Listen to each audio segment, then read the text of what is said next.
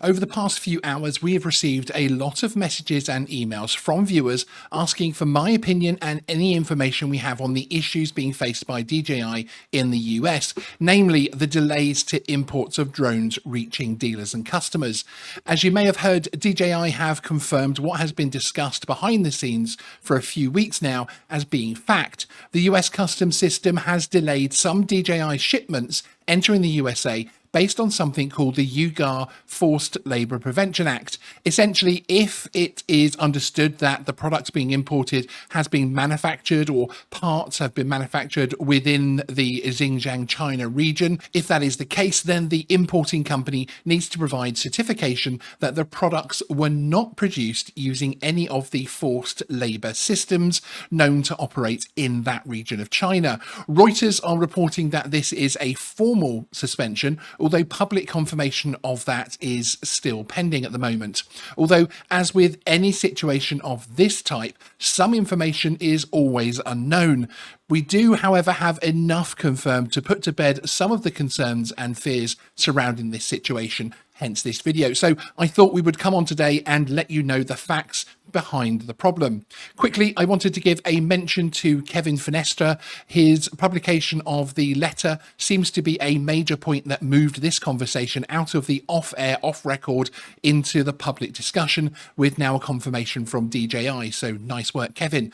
We are going to break this down into sections of what is happening, what those involved tell us, how this impacts your drone purchase, and of course, what happens next. So first up, and it is important to make it clear that there have been no fresh accusations towards DJI at all. This is not the result of an investigation. This is not the result of any court action or anything directly connected with the so-called DJI ban now moving through the Senate. However, you might argue that it came into place. This is essentially a paperwork issue at customs.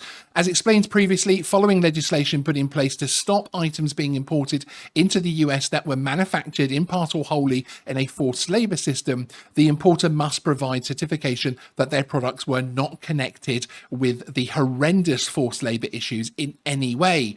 Now, to trigger this, US Customs do not require a court order, and they do not require any actual hard evidence. If they believe it could be the case, then they're able to slow things down considerably for the importer. So the right steps can be taken then to prove or disprove the issues. So again, this is essentially a paperwork issue. Over the past few weeks, Geeksvana has been party to several conversations with dealers bringing DJI products into the USA. They had been reporting issues and delays, but until the recent confirmation from DJI publicly, this was being treated as a local issue and did not appear to have anything to do with the wider anti-DJI legislation and political feeling in the US right now. That has now changed, and DJI have issued a letter to dealers and placed a post on their Viewpoints blog to update the drone buying public on what their thoughts are. We'll leave a link to both in the description so you can read them and take your own information from it. But for me, some of the interesting points within the documents from DJI's perspective are: DJI feel this is a deliberate effort against them and does have ties to the wider issues that they're facing in the US. Their blog states this appears to be part of a broader initiative by the Department of Homeland Security to scrutinize the origins of products, particularly in the case of Chinese-made drones. So DJI do feel that this is all part of an organized effort against them. They make it clear in both documents that no part of any of their products are made in the region of China impacted by the legislation. Their production is handled either close to their HQ or in the factory complex in Malaysia. In their letter to dealers, DJI confirmed the claims are unsubstantiated and categorically false, but the law gives them, US Customs, the authority to withhold goods without any tangible evidence. They go on in the blog post to confirm and state many of the international standards DJI hold in terms of staff treatment and the manufacture of their products, and I've seen no evidence at all of anything that would actually dispute this. As with many news outlets, we are awaiting comment from US Customs and Border Protection, although it has to be said that with this kind of situation, it is usually not commented on. DJI confirms that they are actively working with US Customs to resolve the situation, as you might expect, and provide the necessary documentation to demonstrate their compliance with the legislation in question. It is important to note that this issue is not, at the time of this recording, impacting all DJI drones, and it seems more enterprise level equipment has been held than anything else. It is unsure as to whether the delays in the US buyers getting their DJI Neo orders has any kind of link to this issue, or the many people showing their individual orders online being delayed.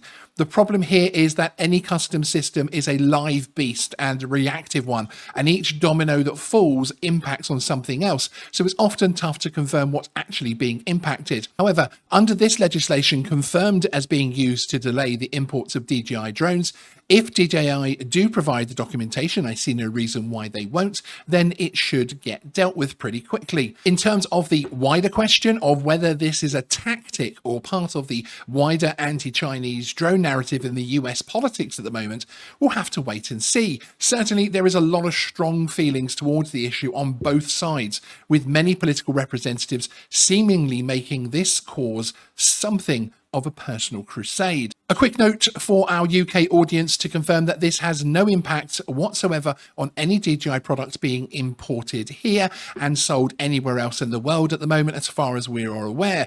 There are no reports of issues with UK stock whatsoever. We will, of course, keep you informed of anything else that happens in relation to this story and the wider DJI issues in the US political system. But overall, don't let this concern you too much in terms of eventually getting your product. Sean out.